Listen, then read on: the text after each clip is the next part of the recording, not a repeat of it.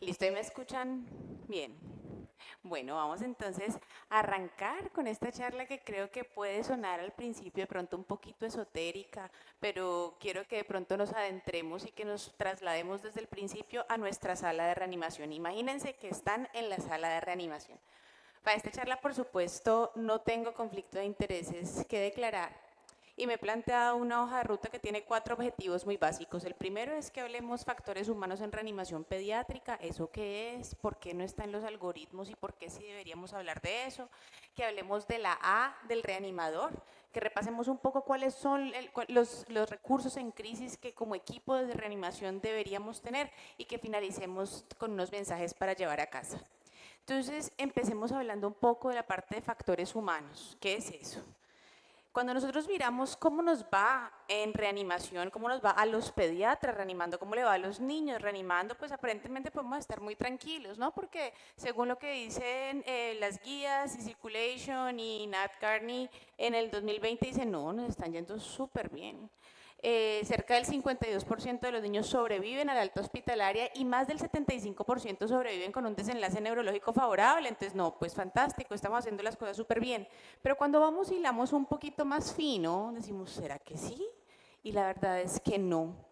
El 86% de los paros intrahospitalarios ocurren en los servicios en los servicios de urgencias, es decir, donde llega el niño más crítico, ahí es posiblemente donde más paro hace. Y hacer paro en urgencias definitivamente no es igual que hacer paro en UCI. De hecho, cuando vamos y miramos la sobrevida de estos pacientes, la sobrevida de los niños que paran en urgencias es del 19%. Entonces, realmente no es que estemos tan bien, ¿verdad? Y uno dice, pero venga, ¿por qué es que no nos está yendo tan bien? Entonces el algoritmo es el mismo, no es que uno reanime a los pacientes en UCI de una manera diferente, a los pacientes en pediatría, en urgencias de una manera diferente. El algoritmo es exactamente el mismo. Entonces si fuera a seguir el algoritmo, pues nos estaría yendo igual y ahí es donde tenemos que empezar a pensar que algo más hay ahí. Entonces, este es nuestro servicio de urgencias y esta es nuestra UCI pediátrica. En un cubículo de allá está la UCI pediátrica y esta es nuestra sala de reanimación. En el mismo espacio que tenemos un paciente monitorizado, acá estamos reanimando 3 pacientes al mismo tiempo. Entonces, no vamos a decir, no, pero pues es que pues no, en las urgencias todo lo hacemos muy mal y en la UCI todo es perfecto. No, sabemos que ningún mar en calma hizo experto un marinero y en urgencias tenemos lo que se necesita para hacer las cosas y para hacerlas muy bien. Lo que tenemos entonces que empezar a pensar es cuáles son esas cosas que no están escritas en los algoritmos que tenemos nosotros que empezar a manejar con nuestros equipos. ¿Qué son factores humanos? Son todas esas cosas que influyen en el tratamiento seguro y eficiente de los pacientes, manejadas y relacionadas con el desarrollo de las tecnologías, de los equipos, las cargas cognitivas, todo eso que nos ayuda a trabajar pero que no tenemos en cuenta. ¿Cómo nos ubicamos en la sala de reanimación? ¿Hemos dormido bien antes de llegar al turno? ¿Cuántas horas de turno llevo acá? Es muy claras las gráficas cuando, por ejemplo, hablamos de productividad y eventos en seguridad del paciente, cómo después de 8 horas de turno la productividad de los pediatras disminuye y los eventos en seguridad del paciente empiezan a aumentar. No pienso igual, no tomo decisiones igual. ¿Cómo estamos trabajando en equipo? Miren que eso realmente no está muy bien en las guías y parece ser que la respuesta para poder cambiar los desenlaces está ahí. Vamos a decir, ¿será que realmente es necesario que hablemos de esto cuando vamos a reanimar un paciente pediátrico? Y la respuesta es sí, estamos en deuda de hacerlo. Los servicios de urgencias pediátricas son servicios de muy alto riesgo y cada vez que nosotros llegamos a turno no sabemos con quién estamos de turno, simplemente llego a mi turno y me doy cuenta que me toca trabajar y reanimar pacientes críticamente enfermos con un equipo con el que posiblemente nunca he trabajado antes. Puede que haya trabajado con uno, con otro, pero no con todos. Y nos piden que manejemos pacientes críticamente enfermos de la nada, que armemos un equipo y que trabajemos de manera coordinada. Esto lo pudiéramos hacer y fluiría mucho más si tuviéramos entrenamiento en esas llamadas habilidades blandas, que a mí no me parece que sean tan blandas, habilidades no técnicas que son mandatorias, por ejemplo, en la industria nuclear, en la aviación, etcétera, etcétera. Pongámonos a pensar a cuántos, y levantemos una mano acá rapidito, a cuántos nos hablaron de esto cuando nos estábamos entrenando en el pregrado. De pronto alguien nos dijeron cómo dar malas noticias, algo así, pero de ahí vas allá, de ahí no salimos. Y realmente cuando todos estamos entrenándonos, cuando estamos haciendo nuestra residencia, incluso tenemos que ir cerrando esa brecha poco a poco, esa brecha que está ahí poco a poco, la brecha entre ser muy buenos clínicos, pero también entre ser muy buenos líderes del equipo. Y eso realmente no es tan fácil. Cuando nosotros revisamos qué es lo que mata a los pacientes, y esta es una frase que me encanta, lo que mata a los pacientes no es la falta de conocimiento técnico. De hecho, pónganse a pensar cuando nosotros revisamos eventos de mortalidad, los eventos en seguridad del paciente, ¿qué encontramos? No es que no nos supiéramos la dosis de la vancomicina, es que la dijimos y no nos la escucharon o la escucharon mal. O no es que supiéramos que es la definición de sepsis. Yo sé que el paciente está séptico, sé definir una sepsis, pero simplemente se me pasó por encima y no la pude diagnosticar. Entonces, usualmente, cuando a los pacientes no les va bien, es porque no estamos haciendo bien esas cosas, ese trabajo en equipo, esa comunicación que es tan importante. Muchas veces hablamos de las compresiones de alta calidad, de la RCP de alta calidad, no minimizar las interrupciones, permitir que el tórax regrese a la posición normal, no hiperventilar, etcétera, etcétera. Pero ¿cuántas veces hablamos del reanimador? Y eso es algo que es fundamental. ¿Cuántas veces hablamos de la persona que llega a reanimar ese niño en el servicio de urgencias?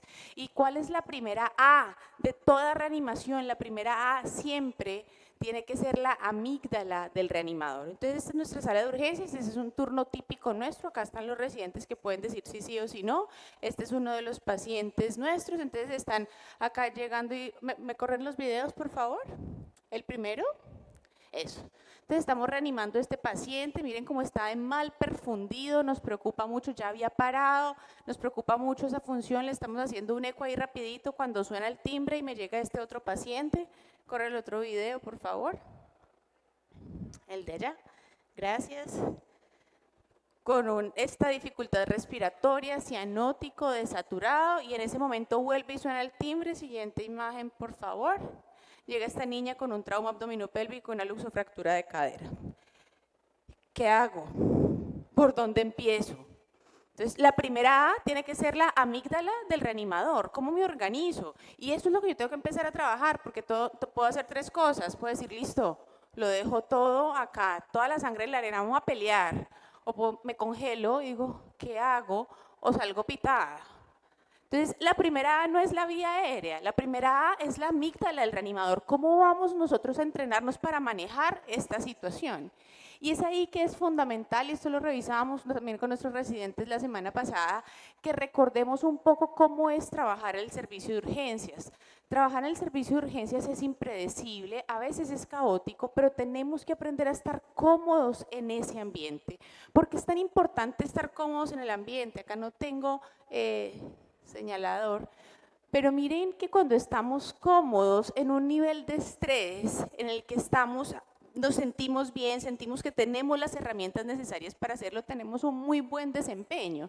Pero cuando ya yo me siento agotada, cuando ya estoy sobrecogida, ya no solamente voy a tener un nivel de estrés que me permite tener un buen desempeño, sino que va a ir empeorando y voy a estar agotada y voy a estar muy cansada y no voy a poder pensar bien. Y eso es fundamental porque no solamente es el sentir desde lo que yo puedo procesar mentalmente, cómo voy a manejar 3 reanimaciones al mismo tiempo, sino también hay otras cosas que nos ha enseñado la medicina militar y la medicina de combate. Esta me encanta, una gráfica muy controvertida, ya es viejita, hace mucho tiempo, pero muestra cómo a medida que aumenta la frecuencia cardíaca, la frecuencia cardíaca del reanimador, disminuyen las habilidades cognitivas y las habilidades motoras. Por encima de 115 latidos por minuto, entonces, por ejemplo, se deterioran las habilidades motoras finas. ¿Va a intubar bien ese paciente? Si usted está ahí con la mano temblando, le puede ser que no vea. Y además se pone un poquito más taquicárdico después y luego va a hacer exclusión auditiva, es decir, no escucha lo que le están diciendo porque tiene visión de túnel y no se da cuenta de lo demás que le está pasando. Entonces, por eso que es fundamental el reanimador. Y la primera A del reanimador es fundamental, la amígdala del reanimador, y recordar que no solamente está el índice de choque del paciente, el índice de choque de trauma, sino el índice de choque psicológico, que relaciona la frecuencia cardíaca del médico con la frecuencia cardíaca del paciente, y no puede estar por encima de uno, usted tiene que estar tranquilo y tiene que poder respirar un poquito. ¿Y qué va a empezar a hacer en ese momento? respira profundo y se da un poquito así de unas charlitas, unas palabras amorosas, dice, no, no, no, yo estoy capaz, tengo un equipo capacitado y entrenado, puedo pedir ayuda, nos hemos preparado para esto y vamos a hacerlo. Y ojo que ese vamos a hacerlo no es lo que fue, no, son dos cosas diferentes, es llegar preparados al turno y después de eso arranco y empiezo a manejar mis 3 pacientes. Entonces lo que tiene que hacer el médico en el servicio de urgencias es aprender a estar cómodo en la crisis y eso implica quitarle la connotación negativa a la palabra crisis. Cuando todos decimos crisis eso nos angustia y es como que, ¿qué azar? No, a mí esta definición de crisis me encanta. ¿Qué es una crisis? Una crisis es un momento en el que una decisión debe ser tomada o un problema grave debe ser resuelto. Un momento en el que una decisión difícil debe ser tomada o un problema grave debe ser resuelto. ¿Eso qué quiere decir? Que en urgencias estamos en crisis, pero la amamos, porque estamos haciendo cosas importantes y porque ese es el mar tormentoso que nos hace buenos marineros. Entonces lo primero que tenemos que hacer es aprender a estar cómodos en esas crisis y aprender que esa es la medicina que hacemos, esa es la medicina que hacemos. En nuestros servicios de urgencias hay incertidumbre, yo no sé qué tiene el paciente, cuál es el diagnóstico, hay muchas tareas urgentes, hay un montón de interconsultantes que están pidiendo que necesitan que le hagan la resonancia al paciente, que porque no le han tomado la relación proteinuria-creatinuria, que tenemos que hacerle a este paciente X, Y, Z, todos los pacientes necesitan algo y lo que tiene que hacer el pediatra de urgencias es saber qué es lo prioritario. En estos días estábamos hablando con Andrés que nos decía, todos los pacientes en urgencias son importantes, pero no todos son urgentes y esa es una de las cosas que también tenemos que nosotros aprender a diferenciar ahí. ¿Cómo vamos a lograr cuidar bien a los pacientes? Cuando todo esto está pasando, cuando tengo 3 reanimaciones, es que son 3 reanimaciones de pacientes críticamente enfermos, pero tengo la sala llena, la sala de espera llena y tengo todos los cubículos con pacientes por resolver. ¿Cómo voy a poder cuidar bien de todos? Solamente voy a poder cuidar bien de todos cuando trabajemos bien en equipo. Y eso quiere decir que nos tenemos que articular. Un equipo de expertos no hace experto un equipo y es así donde tenemos que aprender entonces a trabajar en equipo y a organizarnos y hablar todos el mismo idioma. ¿Cómo hablamos el mismo idioma? Manejando los recursos en crisis. ¿Y eso qué es? Bueno, esto es un set de principios que vino determinado después de la industria, de las lecciones aprendidas de la industria de la aviación en los años 70, cuando se ponían a averiguar por qué es que tenemos tantos errores, por qué es que tenemos tantos accidentes, y se daban cuenta que la mayoría de los accidentes, el 70%, obedecían no a fallas técnicas, no a falta de conocimiento, sino a errores en el manejo de equipo. Es por eso entonces que desarrollaron un kit de principios, 7 principios que dicen, venga, cuando las cosas no le estén yendo bien, cuando usted esté muy taquicárdico, cuando usted esté muy angustiado, haga una pausa y acuérdese de estos 7 principios para que pueda manejar mejor a sus pacientes y a su equipo. Esta es una frase que me encanta. Es de 1935 y dice que el jet moderno es un avión demasiado complejo para que un hombre solo lo vuele. Bueno, pues así es la medicina que nosotros hacemos ahora. Cuando nosotros estamos trabajando en urgencias, a mí a veces me encanta cuando llegan y piensan, ay, vienen los internistas, viene cualquier otra, mocos y diarreas. Ojalá. Pero esa no es la medicina que nosotros hacemos, esa no es la pediatría de urgencias que nosotros hacemos. La pediatría de urgencias que nosotros hacemos ya no es esa y es demasiado compleja para que un solo hombre lo huele. Entonces, ¿qué tenemos que tener en cuenta? Miren esta analogía y esta lección aprendida me gusta mucho y es que menos aviones se estrellan cuando es el copiloto el que los vuela. ¿Por qué? Porque el copiloto puede pedir, tiene la tranquilidad para pedir ayuda, para decir, no sé, me estoy angustiando, ¿qué hago? El piloto se encierra un poco y los médicos cuando estamos reanimando a veces somos así, empezamos a pensar un montón de cosas y qué es lo que tengo que hacer y el equipo casi que va volando solo, no sabe qué es lo que está pasando y no nos podemos organizar muy bien. Entonces, recordar siempre que la medicina crítica es un deporte de equipo y que es demasiado compleja para que una sola persona asuma esa responsabilidad. Entonces, ¿cuál es el primer principio de ese kit de manejo de recursos en crisis? El primero es el liderazgo. Y recordar que el liderazgo y la reanimación no empiezan cuando llega el paciente. Si yo empiezo a organizar mi equipo, cuando llega el paciente, empecé en pérdidas. La reanimación del paciente empieza desde antes de la llegada, cuando yo llego y empiezo a mirar cómo estoy yo, cómo está mi equipo, cómo está el ambiente para reanimar, y después de que he organizado esas 3 cosas digo, listo, que venga lo que tenga que venir, porque ya estoy preparada. Esta es una propuesta de un grupo australiano que me gusta mucho, que es el Step Up, que dice, mire, reparta o divida su reanimación en 2 momentos, antes de la llegada del paciente y después de la llegada del paciente. Antes de la llegada del paciente va a ser 3 cosas, self, team y environment. Self, como estoy yo, dormí, comí, fui al baño, repasé la dosis de la adenosina, que es la que siempre se me olvida, estoy segura que si me llega un paciente con un neumotórax lo puedo descomprimir, tengo esas cosas ya en la mente y ya estoy lista para que llegue lo que tenga que llegar. Después de eso, team, los roles. Todos los hospitales tienen unas asignaciones administrativas, entonces dicen, sí, tengo tantas enfermeras en reanimación y tantas auxiliares en reanimación. Eso no es asignar un equipo, eso no es asignar un equipo. Yo tengo que saber con quién voy a trabajar si me llega 1, 2 o 3 pacientes críticos y le voy a decir al auxiliar que ya está asignada a reanimación, le voy a decir, Lady, por favor, cuando nos llegue un paciente, te vas a encargar de la monitoría primero y llega mi otra auxiliar que está ahí, Lady se encarga de la monitoría, tú te encargas por favor de la vena, 2 intentos, si no puedes me avisas para tener un acceso venoso, un acceso intraóseo. Esa es la asignación de roles que tenemos que hacer, no es sacar una lista y mirar a ver qué vamos a hacer.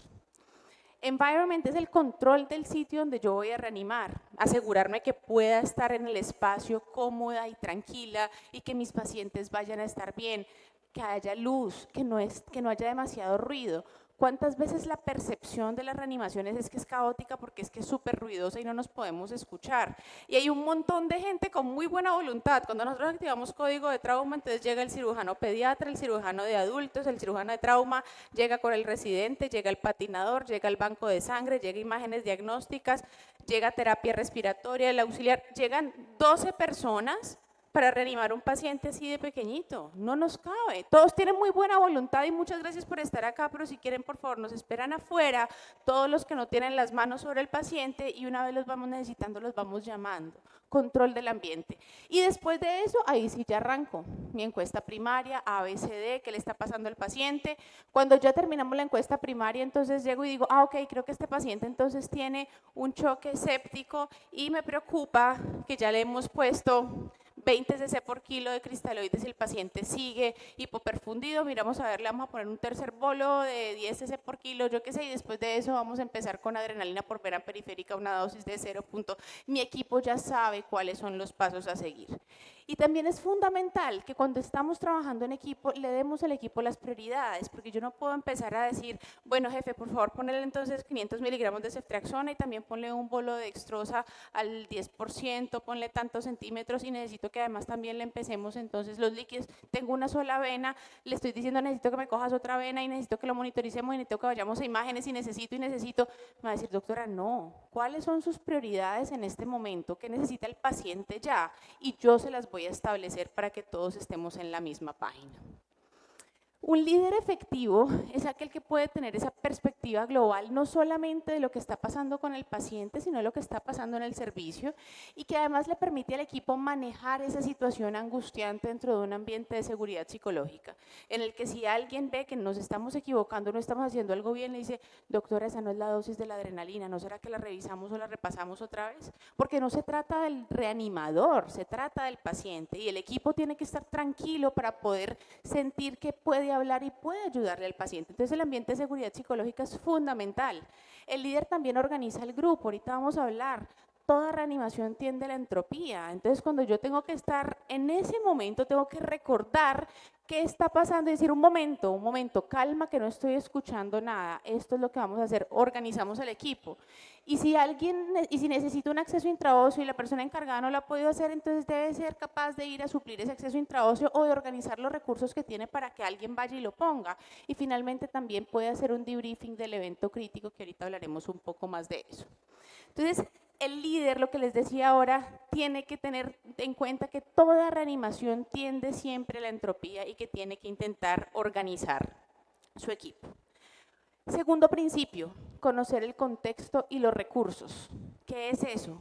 saber con qué estamos trabajando, pero no solamente con qué equipos técnicos estamos trabajando, con qué insumos, sino también considerar cuál es el contexto clínico del paciente, recordar presentaciones atípicas de patologías poco frecuentes o de patologías comunes, saber quién es el equipo humano que yo tengo. No es lo mismo que yo esté reanimando con una jefe que tiene 15 años de experiencia a con una jefe que apenas llegó ayer al servicio. No es lo mismo que esté reanimando un pediatra que ayer era residente y que hoy ya amaneció pediatra. Esas cosas son diferentes y yo tengo que saber con quién estoy trabajando. Finalmente, otro principio importante es la anticipación y preparación. Como les digo yo, no es, bueno, lo que fue, no, es estar preparados para la llegada del paciente. ¿Eso qué es? Me dicen, vea, vamos con una urgencia vital, todos los días vamos con una urgencia vital desde Santander de Quilichao, un niño de 3 años se cayó de un segundo piso y no responde. No tengo más información. Antes, gracias porque me llamaron a decir eso. ¿Nosotros qué hacemos? En el tablerito de urgencias, 3 años, ¿cuánto pesará? 15 kilos, entonces estemos preparados con esto mientras tanto y vamos quitándonos cargas cognitivas en ese momento. Anticipamos retrasos, se cayó de un segundo piso y no responde, entonces le damos una llamada a neurocirugía, viene una urgencia vital de esta manera, te avisamos cuando llegue si algo está pasando. ¿Qué otra cosa tenemos que tener en cuenta? Las neuronas utilicémoslas para tomar decisiones, no para aprendernos cosas de memoria. Estos son ejemplos, hay miles de ayudas cognitivas que podemos utilizar, estas son unas nuestras que tenemos en la sala de reanimación y entonces decimos, hay muchas cosas, por ejemplo en trauma pediátrico que se nos olvidaba, el ácido tranexámico siempre se nos olvidaba, o la beta-HCG siempre se nos olvidaban las niñitas en las adolescentes, pues entonces pongámosla acá, una lista de chequeo que diga, ¿ya consideró el ácido tranexámico? Ah, no, y ahí está la dosis. ¿Ya consideró la beta-HCG? ¿No? Ah, bueno, tranquilo, acá está. Porque yo necesito que sus neuronas estén ocupadas tomando decisiones, no que estén ocupadas acordándose la dosis del ácido tranexámico. Ahí está. Y finalmente, una muy buena manera de estar preparados es hacer simulación clínica. Por supuesto, es simulación, los residentes no estarían haciendo así con un paciente real, ¿cierto? Pero hacer simulación clínica, estar entrenados en los eventos ALO, alta agudeza y baja frecuencia, en un politrauma que todo nos pone a correr. ¿Cuál es la mejor manera de estar muy preparados para un politrauma? Pues todos los viernes estar haciendo un caso de un politrauma severo y en el momento en el que ya nos llegue, pues ya lo vamos a haber revisado y vamos a estar tranquilos y vamos a fluir con eso. Otro principio, distribución adecuada de tareas. Siempre en las reanimaciones suele haber una diferencia entre el número de tareas requeridas y los recursos disponibles para hacerlos. Como les digo, hay un montón de ayudantes, muy buena gente, muy queridos, de muy buen corazón, pero no están ayudando. Entonces, tranquilos, no porque haya más, y muy en relación a lo que estaba mencionando Carles ahora, no porque haya más necesariamente es mejor. Un montón de manos en una sala de reanimación no quiere decir que seamos un equipo eficiente. Este punto es supremamente importante. Tenemos que aprender a desarrollar esa conciencia situacional. ¿Qué es tener conciencia situacional? Es no tener visión de túnel. Es decir, yo estoy acá reanimando a este paciente y tengo que saber que mi persona que está allá en la cabeza del paciente está intubando y yo le voy a decir, avísame si intubas o no, o avísame si el tórax se expande o no, y si no yo tengo que saber que tengo que ir a asistir la vía aérea. Pero si no, también tengo que saber que en ese momento en que están intubando el paciente lo tenemos que seguir reanimando y tengo que saber si le están corrigiendo o no le están corrigiendo la glucometría y tengo que saber, etcétera, etcétera. No solamente puntual sobre el paciente, que es un reto, no tener visión de túnel para no equivocarnos, sino que como jefes del servicio de urgencias, líderes del turno, tenemos que saber qué está pasando acá. Acordémonos que no es el único paciente que tengo acá acostado. Tengo los niñitos oncológicos inmunosuprimidos que habían activado código de sepsis hace un rato y tengo que ir a valorarlos. Tengo ese paciente que está con alteración del estado de conciencia. No puedo tener visión de túnel, no puedo olvidarme de todos los demás porque es que tengo un niño muy grave. No, tenemos que tener ese talento y esa habilidad para saber que todo nos debe caber en la cabeza y si no, acomodar los recursos para decirme, mira, en este momento tengo reanimación llena, te puedes encargar por favor de este paciente, etcétera, etcétera, etcétera. Un punto fundamental es la manera en que nos comunicamos. Acordémonos lo que le pasaba a los copilotos, que tendían a hablar de más y los pilotos a hablar de menos y los copilotos se equivocaban menos que los pilotos. Una de las cosas que siempre nos pasa es que pensamos que nos hemos comunicado y muchas veces lo que hacemos es dar información al aire, pero eso no es comunicación. A mí esa frase de Conrad Lorenz me encanta porque además la he vivido y me ha pasado muchas veces. Querido decir no es dicho, dicho no es escuchado, escuchado no es entendido y entendido no es realizado. No porque yo diga necesito que le pongan por favor 15 centímetros de dextrosa al 10% de este paciente. Eso no quiere decir que los pusieron. Yo no puedo estar dando órdenes al aire ni puedo asumir que eso ya sucedió. Jefe, ¿cuánto le pusiste de adrenalina? No, yo no le puse adrenalina, no escuché. Pero si yo te dije, no, pero yo no escucho, usted me dijo fue que le pusiera la dextrosa.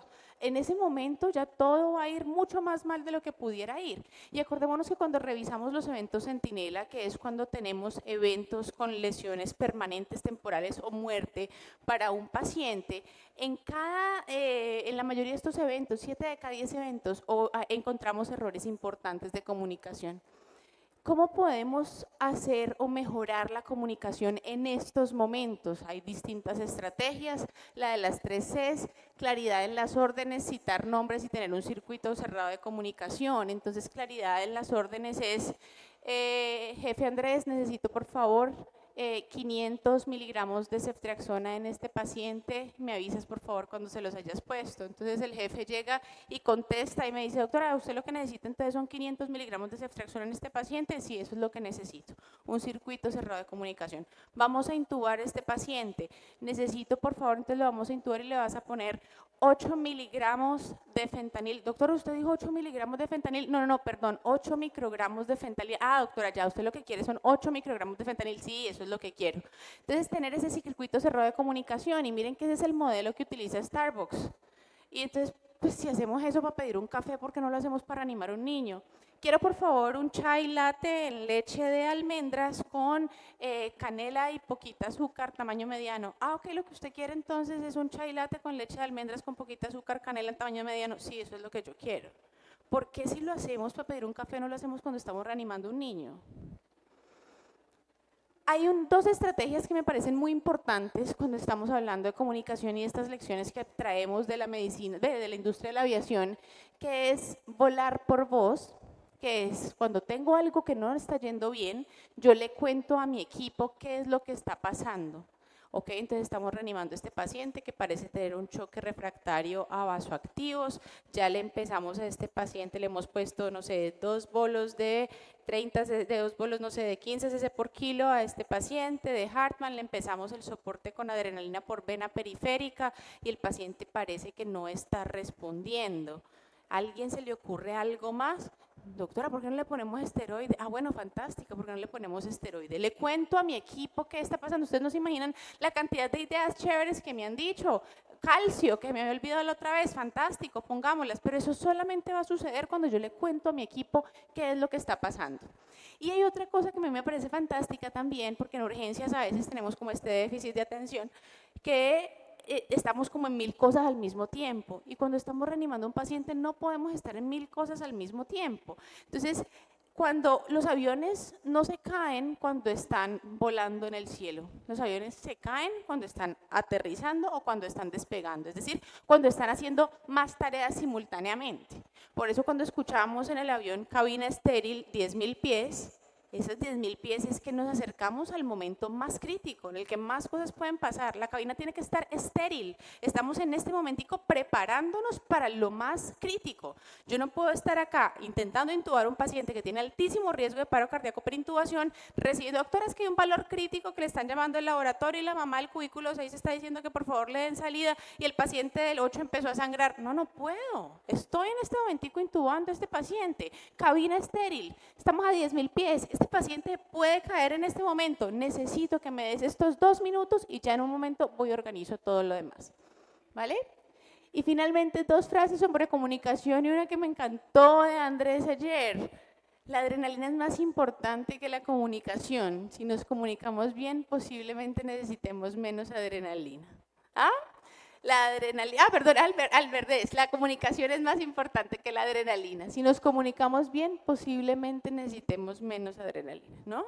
Porque nos estamos dando cuenta más temprano que el paciente se está deteriorando. Entonces, en ese orden de ideas, lo que tenemos que hacer es comunicarnos mejor, comunicarnos mejor. Y el último principio, ya para terminar acá, que no se nos puede olvidar, es que tenemos que utilizar cada situación que nos pasa en el servicio de urgencias para aprender y para seguir creciendo.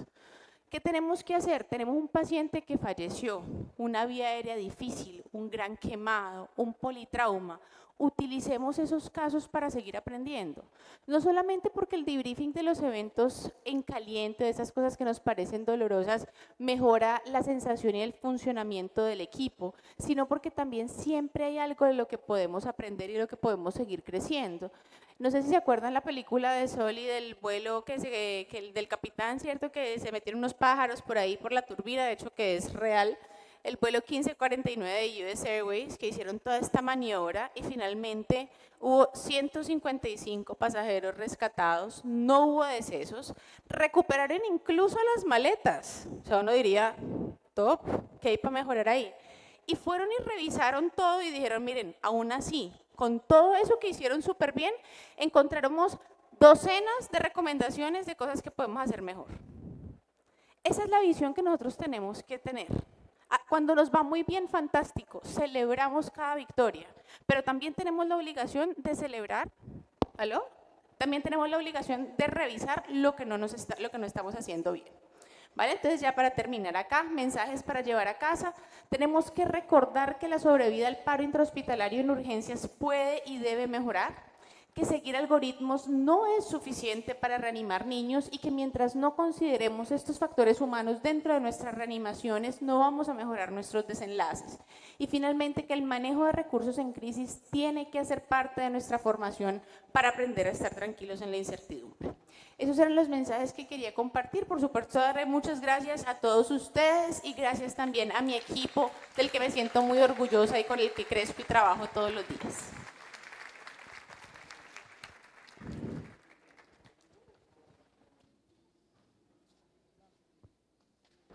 Agradecemos a la doctora Galvis por esta impactante revisión y estos conceptos tan claros que nos deja para la práctica diaria.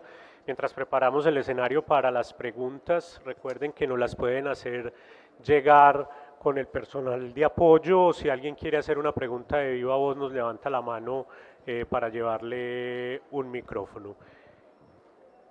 Invito a los conferencistas, al doctor Gutiérrez, al doctor Loaces y a la doctora Galvis para que nos acompañen en el auditorio.